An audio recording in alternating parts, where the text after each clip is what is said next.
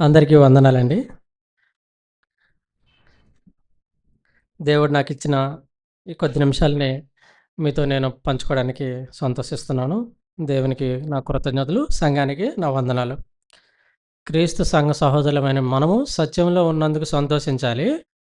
ప్రతిసారి మనము చాలా సందర్భాల్లో చూస్తుంటాం. మనం కూడా ఒక్కోసారి తొందరపడతాం. ఏంటంటే దేవునికి చెప్పాల్సింది కృతజ్ఞతలు, తోటి సహోదరులకి, సంఘానికి తెలియజేయాల్సింది వందనాలు. మనం దేవునికి కూడా వందనాలు తెలియజేస్తూ ఉంటాం. కాబట్టి ఈ విషయాన్ని కూడా మనం గమనించాలి. ఈ సందర్భంలో దేవుడు నాకు ఇచ్చిన అవకాశాన్ని బట్టి మొదటిగా నేను నా పూర్వ జీవిత ఆహ్, క్రైస్తవ జీవితాన్ని మాత్రమే, లోకం గురించి చెప్పను. ఎందుకంటే కుటుంబానికి దూరంగా పెరిగిన వ్యక్తిని. చిన్నప్పటి నుంచి కుటుంబానికి దూరంగా పెరిగాను. హాస్టల్లోనూ, స్కూల్లోనూ. స్కూల్ వయసులో కూడా తల్లిదండ్రులకి దూరంగానే పెరిగాను.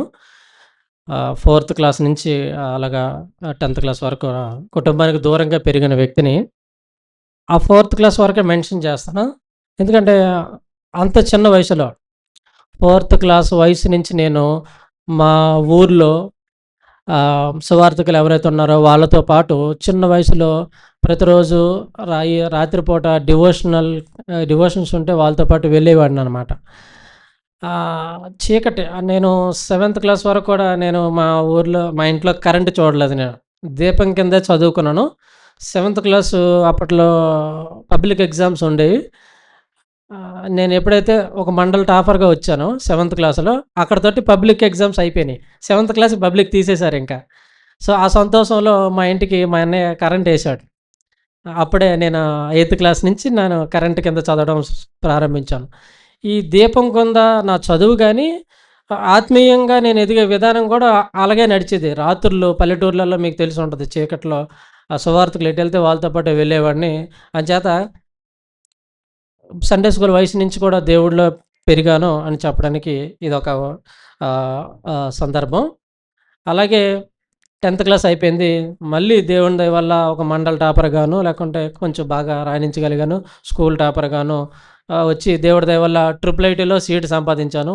అలాగా ఊర్లో ఉన్నంత వరకు క్రీస్తు సంఘంలోనే ఎదిగి 10థ్ క్లాస్ అయిపోయిన వెంటనే ఇంటర్మీడియేట్ జాయిన్ అయ్యే ఒక 1 మంత్ బిఫోర్ నేను బాప్టిజం తీసుకున్నాను. 2009, 8-9 నా 10థ్ క్లాసు. మా సువార్థికులు బాగా వాక్యం నేర్పించి అప్పుడు బాప్టిజం ఇచ్చారు. ఆ తర్వాత 6 సంవత్సరాలు ట్రిపుల్ ఐటీలో చదివాను. నూజివీడు ట్రిపుల్ ఐటీలో. అక్కడ క్రీస్తు సంఘానికి వెళ్ళేవాడిని. నేను చిన్నప్పటి నుంచి నా విద్యాభ్యాసం నుండి ఉద్యోగం గానీ, ఈ రోజు వరకు కూడా నా ఈ 32 ఏళ్ల జీవితంలో క్రీస్తు సంఘంలో మాత్రమే పెరిగాను. క్రీస్తు సంఘ యవనస్తుడిగా మాత్రమే పెరిగాను. రేపు పెళ్ళైనా కూడా ఇంకా నా జీవితకాలం వరకు కూడా క్రీస్తు సంఘంలోనే ఉంటాను. క్రీస్తు సంఘము అని ఎందుకు అంటున్నానంటే, మనం బైబిల్ మొత్తం మీద ఎన్ని రెఫరెన్స్‌లు చూసినా కూడా క్రీస్తు ప్రభువారు తన స్వరక్తం ఇచ్చి సంపాదించిన తన సంఘము, నా సంఘము అని ఏకవచనం పలికిన సందర్భాలు కూడా ఎఫెసీ పత్రిక గాని, తిమోతి చాలా సందర్భాల్లో మనం చూస్తూ ఉన్నాం. కాబట్టి నేను ఒక యవనస్తుడిగా, క్రీస్తు సంఘంలో పెరిగిన యవనస్తుడిగా నేను దేవుని పట్ల, సంఘం పట్ల సంతోషిస్తున్నాను. మీరు కూడా అదే అర్హత, అదే ప్రివిలైజేషన్ మీకు కూడా ఉందని నేను నమ్ముతున్నాను. ఎందుకంటే మనం అందరం క్రీస్తు సంఘ సహవాసంలో ఉన్నాం కాబట్టి. ఇక విద్యాభ్యాసం అయిపోయింది. తర్వాత జాబ్ ప్రిపరేషన్ హైదరాబాదు. ఇక్కడ కూడా దేవుడి దయ వల్ల మంచి సంఘం దొరికింది. మొదట్లో బోరబండ క్రీస్తు సంఘంకి వెళ్ళేవాడిని 3-4 సంవత్సరాలు. దాని తర్వాత అప్పుడు జాబ్ చేసేవాడిని. దాని తర్వాత మళ్ళీ జాబ్ మానేసి గవర్నమెంట్ జాబ్ కోసం ప్రిపరేషన్ చేసి, దాని తర్వాత ఎలా ఇక్కడి వరకు నారాయణగూడ క్రీస్తు సంఘం నుంచి దాదాపు 4.5 ఏళ్ళుగా ఇదే సంఘంలో నేను యవనస్తుడిగా కొనసాగుతూ వస్తున్నాను. ఇప్పటి వరకు దేవుడు నన్ను ఇంత మంచి సంఘంలో ఉంచారు. ఈ సంఘం గురించి ఒక్క మాటలో చెప్పాలంటే, అనేక సందర్భాల్లో దేవుడు సంఘాన్ని మందిరంతోనూ, కుటుంబంతోనూ ఇట్లా పోల్చిన సందర్భాలు మనం వాక్యంలో చూసుంటాం. నేనైతే నిజంగా ఇది మనకు దేవుడిచ్చిన గొప్ప ప్రేమానుబంధంతో కూడినటువంటి కుటుంబం అని చెప్తాం. లోక కుటుంబంలో కొంచెం వేరియేషన్స్ ఉంటాయి. లేకుంటే ఎడమొఖం, పెడమొఖం, లేకపోతే ఇంకో వేరే ఏవైనా లోక బలహీనతలు ఉంటాయి. కానీ ఈ సంఘంలో నేను ఇక్కడికి వచ్చిన మొదలుకొని ఇప్పటి వరకు కూడా సంతోషంతోనే నేను ఉండగలిగాను. నా కుటుంబాన్ని కూడా, నా స్నేహితులు కూడా అన్య స్నేహితులు కూడా నేను ఎప్పుడూ చెప్తూనే వస్తూ ఉన్నాను. మంచి సంఘము, కుటుంబం లాంటి సంఘం అని చెప్పేసి నేను అలా చెప్పుకుంటూ నా స నా సంతోషాన్ని వ్యక్తపరుస్తూ ఉన్నాను. కాబట్టి ఈ నా జీవితంలో క్రీస్తు సంఘంలో ఎదిగినందుకు గాను సంతోషిస్తున్నాను. ఇలాంటి మంచి సంఘాన్ని దేవుడు నాకిచ్చినందుకు దేవునికి ఆహ్, ఎంత చెప్పినా తక్కువే. దేవునికి చాలా చాలా చాలా కృతజ్ఞతలు తెలియజేస్తున్నాను. సంఘం నడిపిస్తున్న సువార్థికులు ప్రవీణ్ గారికి ఇప్పటివరకు నేను ఇలా ఉండగలుగుతున్నానంటే మీ అందరి సహకారము, మీ ప్రేమ, మీ ప్రార్థనలు కూడా నన్ను ఇంతవరకు నడిపించాయి. అందుని బట్టి శిరస్సు వంచి సంఘానికి నా కృతజ్ఞతలు తెలియజేస్తూ ఉన్నాను.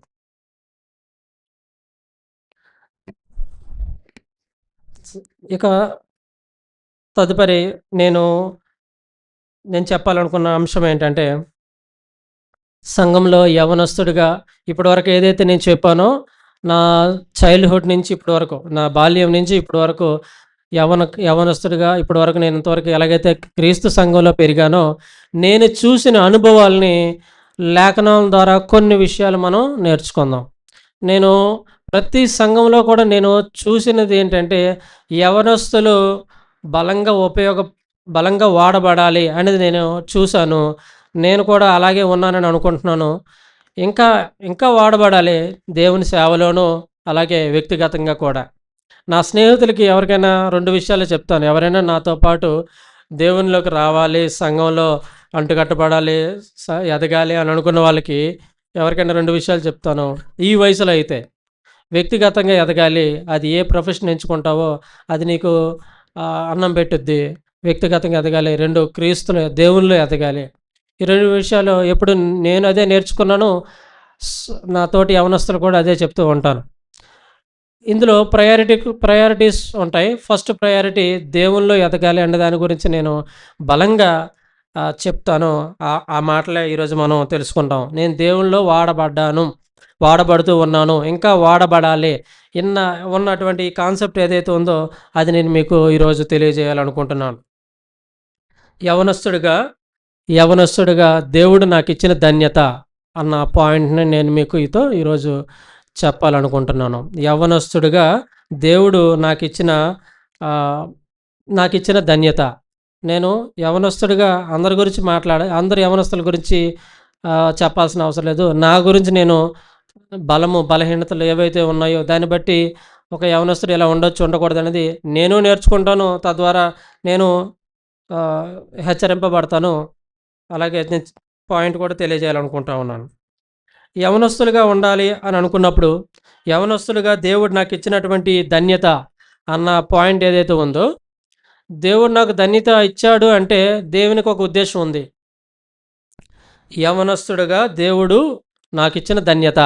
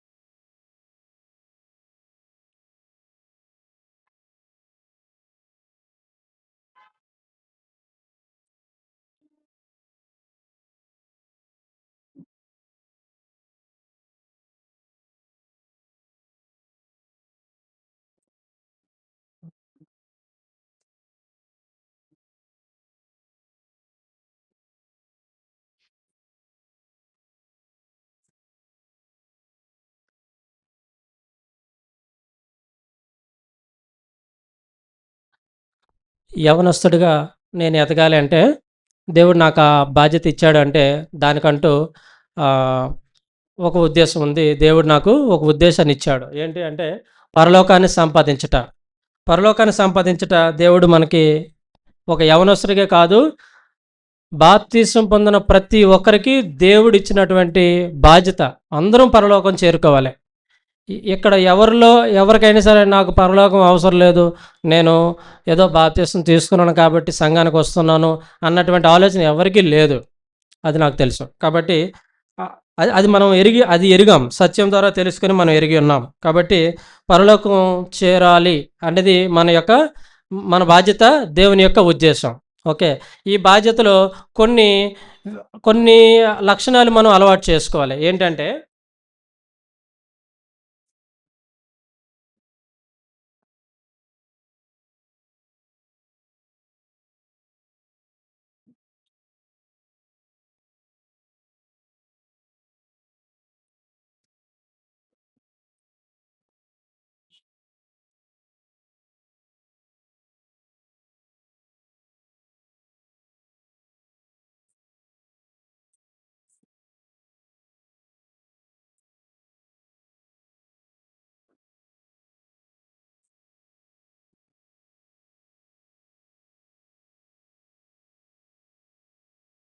కొన్ని లక్షణాలుంటాయి. నేను అన్నీ రాయలేకపోతున్నాను.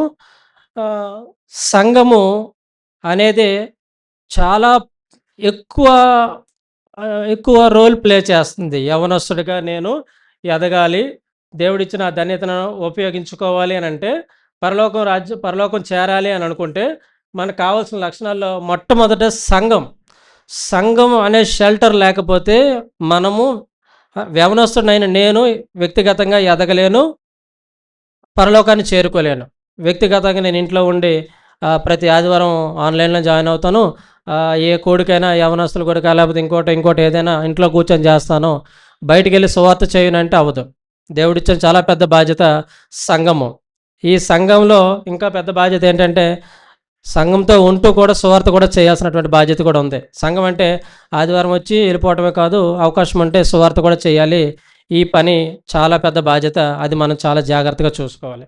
అలాగే చాలా విషయాలుంటాయి. ఐక్యత ఉండాలి, కోఆర్డినేషన్ ఉండాలి, యూనిటీ ఉండాలి, మంచి కమ్యూనికేషన్ ఉండాలి. ఇయన్నీ వస్తాయి. నేను అయన్నీ రాయలేకపోతున్నాను. దయచేసి అది కూడా గమనించండి. యవ్వనస్తుడిగా నా బాధ్యత నేను నిర్వర్తించాలి. దేవుని నియమాన్ని నేను ఫాలో అవ్వాలి అంటే గనక ఖచ్చితంగా సంఘమే ఆత్మీయ జీవితానికి సముచిత స్థానము అన్న విషయాన్ని మనం ఎరగాలి. ఆ విషయాన్ని మనం జ్ఞాపకం చేసుకోవాలి. సంఘం చాలా ఎక్కువ రోల్ ప్లే చేస్తుంది. దాని తర్వాత ఆహ్, చాలా లక్షణాలొస్తాయి. అయన్నీ కూడా మనం చూసుకోవాలి. అయితే యవ్వనస్తుడుగా ఇయన్నీ చేసేటప్పుడు ఆలోచన కలిగి ఉంటాడు. ఏమంటే చాలామంది యవ్వనస్తులు ఏం చేస్తారంటే నాలాంటి వాళ్ళు ముందు లోకంలో బాగా లోక ఆశలు బాగా అనుభవించిన తర్వాత ఏం చేస్తాడు, ఆహ్, అంతా అనుభవించి దెబ్బ తగిలిన తర్వాత అప్పుడు సంఘానికొచ్చి ఇక నేను దేవుడిని ఆశ్రయించాలి. దేవుడు తప్ప నాకు వేరే దిక్కు లేదు అన్నటువంటి కోణానికి చివరకొస్తారు. అంచేత ప్రతి యవ్వనస్తుడు అలా ఉండకూడదు. మనమైతే అసలు అలా ఉండకూడదు. దేవుడు నన్నైతే నిజంగా హెచ్చుగా దీవించాడు. నాకు అలాంటి అవకాశమే రాలేదు. లోకంలో తిరిగి పడిపోయి, చెడిపోయి దెబ్బ తగిలిన తర్వాత దేవుని దగ్గరికొచ్చి, దేవా నన్ను క్షమించు, నేను పాపం అంత అవకాశం దేవుడు నాకు ఇవ్వలేదు. చాలా సంతోషిస్తున్నాను. నిజంగా సంతోషిస్తున్నాను. నా తల్లిదండ్రులు చదువుకోలేకపోయినా, నా అన్నదమ్ములు కూడా అందరూ కూడా ఇప్పటి వరకు నాతో పాటు నేను ఎలాంటి కష్టాలు పడ్డానో తను కూడా అంతే కష్టాలు పడి ప్రయాణం చేసిన సరైన గురువులు, సరైన స్నేహితులు వీళ్ళందరూ కూడా లేకపోయినా నేనేం చేశానంటే చిన్నప్పటి నుంచి యవ్వనస్తుడిగా నేను పెరిగినప్పుడు ఎక్కడికెళ్తే అక్కడికి ఆ సంఘంలో ఉన్నటువంటి సహవాసాన్ని, మంచితనం మాత్రమే చూసుకున్నాను. లోకంలో ఒక విశ్వాసిగా 2 ఉంటాయి. లోకంలో వ్యక్తిగతమైన వాళ్ళ ప్రవర్తన ఉంటుంది. సంఘంలో ఒకటుంటుంది. యవ్వనస్తులం మంచితనం మాత్రమే తీసుకోవాలి. బలహీనతలు అందరికీ ఉంటాయి లోకం పట్ల. అవి మనం వదిలేద్దాం.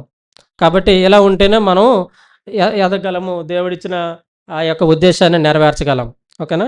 తర్వాత ఏ రంగానికి అర్హత లేని నన్ను దేవుడు ఎంచుకున్నాడు. మనం చూస్తే మత్తయి సువార్త 22 అధ్యాయం 37 వచనంలో కూడా మనం చూస్తే దేవుడు మనల్ని పుట్టించాడు. ఆ ఒక్కటి చాలు. దేవుడు మనల్ని పుట్టించిన సందర్భం ఆ ఒక్కటి చాలు. తర్వాత దేవుడు మనల్ని ఎంచుకున్నాడు. ఆయన ఉద్దేశం వెనుక చాలా ఉన్నాయన్నమాట. దేవుడు మనల్ని పుట్టించాడు, ఎంచుకున్నాడు. అలాగే ఎఫెసీ పత్రిక 2 అధ్యాయం 19 వచనంలో కూడా దేవుడు మనకి సంఘాన్ని ఇచ్చాడు. ఇక్కడ రిఫరెన్స్‌లు కూడా రాయాలి. అంత సమయం లేదు. దయచేసి తొందరగా ముగిస్తున్నాను. దేవుడు మనకు సంఘాన్ని ఏర్పాటు చేశాడు. ప్రతి ఒక్కరు నాలాంటి యవ్వనస్తులు ఎదగాలి అంటే సంఘాన్ని ఆశ్రయంగా తీసుకోవాలి. సంఘం ద్వారానే మాత్రమే ఎదగాలి. కాబట్టి ఆ విషయాన్ని మనం చూడాలి. అలాగే ఆ సంఘము క్రీస్తు శరీరంగాను దేవుడు మనకి నియమించి ఇచ్చాడనమాట. అంటే సంఘము, కుటుంబము, దేవుని మందిరము ఎన్ని పదాలు వాడాడు అంటే బైబిల్లో వాడారంటే వాటన్ని పదాల వెనక ఉన్న ఉద్దేశం ఒకటే.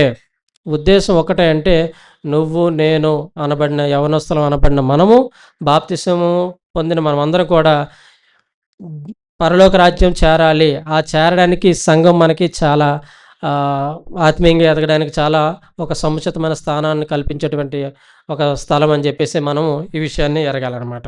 కాబట్టి లోకంలో మనము లోకంలో మనకు చాలా బలహీనతలు ఉండొచ్చు. కానీ దేవుడు నాకు ఇచ్చిన ధన్యత ఏదైతే ఉందో అది నేను యవ్వన కాలంలో అది నేను నిర్వర్తించలేకపోతే ఈ జీవితం శూన్యం అనేది మనం అందరం యవనస్తులైన అందరం అది మనం ఎరగాలి.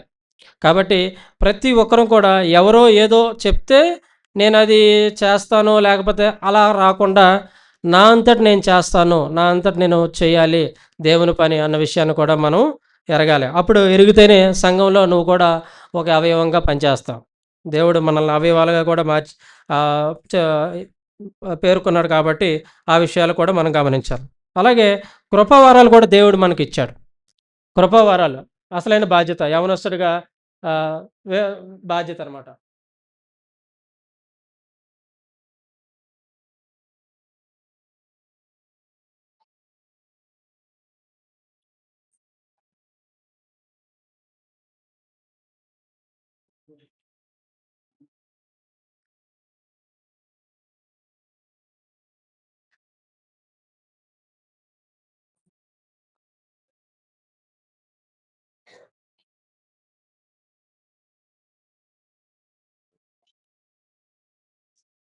అసలైన యవనస్తుడు ఎదగాలి అనుకున్నప్పుడు ఈ యొక్క 7 కృపావరాలు ఏవైతే దేవుడు మనకి రోమాపత్రిక 12 అధ్యాయం 3వ వచనం, తర్వాత 6, 7, 8 వచనాలు ఏవైతే దేవుడు మనకి ఇచ్చాడో అక్కడ బోధించుట, ప్రవచించుట, ఉపదేశించుట, హెచ్చరించుట, పరిచర్య చేయుట, ఇలా అనేక అంశాలు మనకి 7 కృపావరాలు దేవుడు మనకు అనుగ్రహించాడు.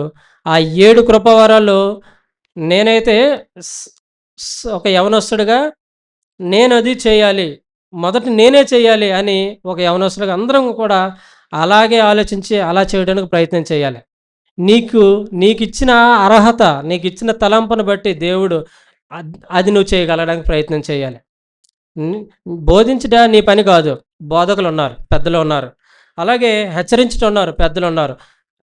పరిచర్య చేయుట అక్కడ నీ అంతు పాత్ర వస్తుంది. కాబట్టి ఎవరో వస్తారు, వాళ్ళు చేసుకుంటారు, నేను వెనక్కి కూర్చుంటాను అని కాకుండా కొంచెం స్వతంత్రంగా పరిచర్య విషయంలో కానీ అన్ని విషయాలు కానీ ముందుకు వచ్చేలాగా ప్రతి యవనస్తుడు తయారవ్వాలి. నేనైతే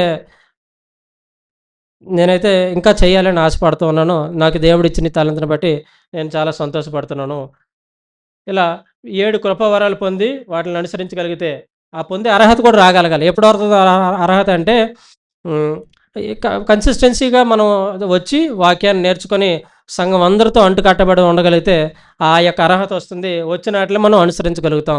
తద్వారా మాత్రమే ఈ 7 కృపావరాల్లో ఏదైనా సరే ఒక దాంట్లో మనం బలంగా ఉండగలిగితే, నిలబడగలిగితే మిగతా దేవుడు ఖచ్చితంగా మిగతా కార్యక్రమాలు దేవుడు చేయిస్తాడు. నీకు ఆర్థిక అర్హత అవసరత ఉన్న, ఆరోగ్యపరమైన ఏది ఉన్నా కూడా సంఘం అందరూ కూడా నీకు సహాయం చేయడానికి అవకాశం దొరుకుతుంది. కాబట్టి యవనస్తులమైన మనం అందరం కూడా ఆలోచించాల్సిన విషయం ఏంటంటే, లోకంలోనే మనకు బోల్డెన బలహీనతలు ఉంటాయి. ఉద్యోగం లేదనో, యవన కాలంలో ఉన్నామనో, పడిపోతున్నాం, చెడిపోతున్నాం, లేకపోతే ఇంకోటి ఏదో ఉంటూ ఉంటాయి. అలాంటి విషయాలన్నింటిని కూడా మనం గమనిస్తూ లోకంతో ఎలాగైతే ఉంటున్నామో, ఎలాగైతే ఫైట్ చేస్తున్నామో, దేవుళ్ళలోకి వచ్చిన తర్వాత కూడా దేవుళ్ళు కూడా సాతాను అనేవాడు కూడా చిన్న బలహీనపరుస్తాడు. ఎవరో చేస్తారులే, లేకపోతే ఇంకోటి అలా ఉంటుంది. కాబట్టి అవి ఏమీ లేకుండా స్వచ్ఛమైన మనసు కలిగి, నిర్మలమైన మనసు కలిగి, క్రీస్తు శిష్యుడిని, నేను సంఘ సభ్యుడిని, సంఘ సహోదరుని అని ప్రతి ఒక్కరం కూడా, యవనస్తులమైనటువంటి ప్రతి ఒక్కరం కూడా, నేను కానీ అందరూ కూడా స్వతంత్రంగా ఆలోచించి దేవుని పరిచర్యలో అందరూ వాడబడాలి.